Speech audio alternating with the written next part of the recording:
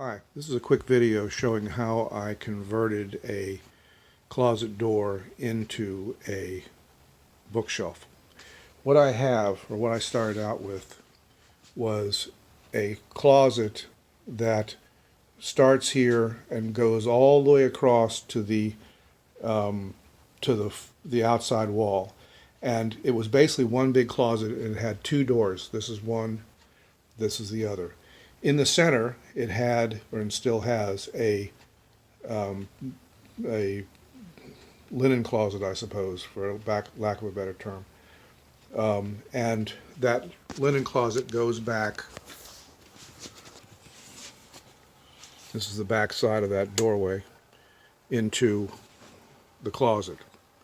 So what I did was, the problem I had with the video to which I replied was that the person built the bookshelf, but didn't, you cannot put the bookshelf hinges on the front face of the, or near the front face of the wall. It has to be, the hinges have to be set back. Well, in her case, she had a stairwell here, so she was able to put a support here, back here, that is the width of, or the depth of the bookshelf, and then was able to mount the hinges here. Well, so my point from my comment was that she needed to build a stub, stub wall out here to support those hinges. And that's what I was originally going to do with the bookshelf that I did over here. But what I wound up doing was, because I have this linen closet here, I found the studs here and here, and then cut a piece of 2x4 and mounted it between the two studs at the top, middle, and bottom. And then I was able to mount my hinges on that. So I'm going to show you. I'll begin by showing you the basics of the bookshelf itself. A little background: I was, at the same time I was doing this, I was also installing a outside door, and for reasons unrelated to this video, I was using a router to cut some reliefs in a jamb for hinge clearance, and I wound up having the router drag the board along with my finger across the blade, and I about cut off the end of my finger. And so I was kind of, at that point, I was not so worried about trying to document the book, the bookcase. So the finger has actually healed pretty well, but it was it exploded. The good news was I got it on video, although I'm not going to publish that. So anyway, so I started out by removing the door, removing the hinges, and then removing the door jamb and whatever the top part is, it's the reverse of a sill, I guess, maybe a header or something. I removed all that and I exposed the studs behind the door frame on both sides and the top. My original plan was to what was my original plan? My original plan was to build the bookshelf and then just leave the studs exposed, because I didn't really care about it. All I cared about was building a little secret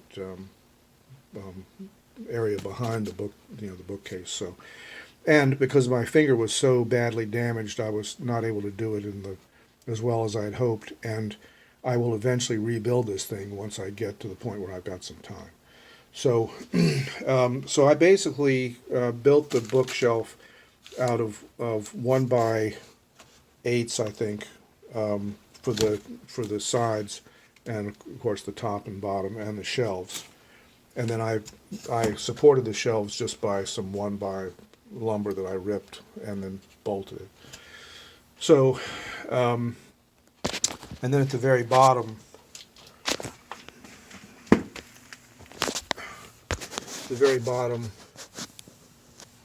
I just cut a piece of trim which fits between the jamb trim. And this is a very old house, and the trim's in pretty bad shape.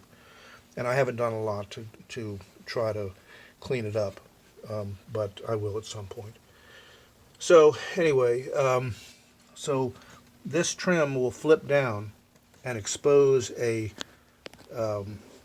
door a drawer pull, which will allow me to close the door and close the bookcase and latch it. I'll get to that in a second. So I considered attaching this trim to the bottom of the bottom shelf of the bookshelf, but I realized that I wanted a way to close the bookshelf without installing an obvious handle somewhere. So I put a handle down here, okay, and there's actually a caster that sits down here and supports this, because without it, the bookshelf is cantilevered out over the away from the hinges, and I think will eventually start to no longer be square. So this is the handle through which I open and close the thing. So you can see the rough stud on the latch side of the doorway. And one of the things I found interesting is that, and I could have avoided this if I'd made the bookshelf about a half-inch thinner. I mean, a half-inch narrower. But as I pull this thing, as I push it, the front edge of the bookshelf will hit the stud. Now, obviously, if I made it a little bit narrower, that wouldn't have been a problem. So what I wound up doing was taking an angle grinder and just roughly cutting the corner off the stud. Looks like shit, and like I said, one of these days I'll rebuild the bookcase, make it a little bit narrower, and then put a 1x board on this to cover the stud and cover the stud on the other side. But that's not going to happen today. Okay, so while I'm down here, let me talk about how I latched it. I used a starter solenoid, all right, which I wired up. I put a fake AC outlet, and there's a power cord running over to a battery charger. You could use a 12-volt battery or whatever, but what I happen to have right now, just for temporary use, is just a push button, and I will demonstrate. With the power on, if I push this button, okay, so it works very well. I just have on the other side of this, I have a board with a 1-inch or so diameter hole. I used a wood bit, and then I closed the door and then put lined it up so that the strike, if you will, was lined up properly with the solenoid, and when the door was pulled shut, would pull it tight up against the trim, so that it looks reasonably like it's a real bookshelf. So now I'll show you the back side. Okay, so this is very clearly the back side of the bookshelf, and here is the side wall of the linen closet. And what I did was I found the stud that forms the corner, and then I found the stud that is up here at the very front, and I just cut the drywall away to allow me to mount a couple of 2x4s onto which, and then I was prepared to shim them, except if I needed to, but I didn't need to. So anyway, so you can see that it closes. So the point of my comment was that the hinges need to be back at the rear corner of the cabinet, not the front corner, which means that you need to build some kind of a wall extension back here to support these hinges. So, which is what I did. And I did not take any care to make it pretty because I don't give a shit. What I want is to close off and hold to have a private space for just crap that I don't want laying out in my room. So I cut the drywall away, and then here's the one for the second hinge mount, and then there's one down here for the third one. So I don't know why that's blurry. There you go. So that's the way I did it. Now, again, in order to do this, you need a place to mount your hinges. Actually, I did not bother to put a hinge here. So the only two hinges are on the upper and middle.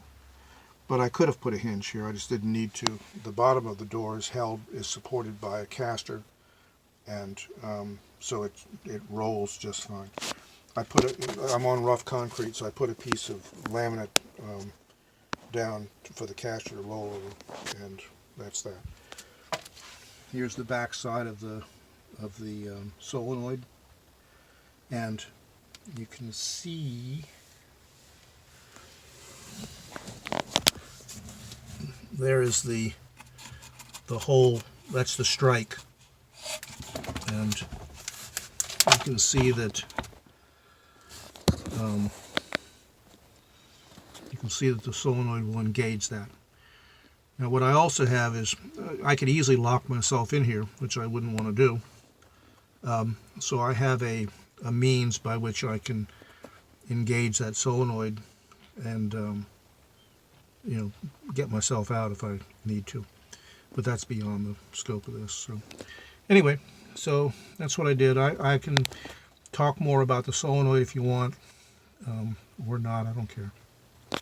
This mount came from Home Depot, and basically it just bolts to a piece of 2x4 that I nailed to the studs supporting the wall. So that's it.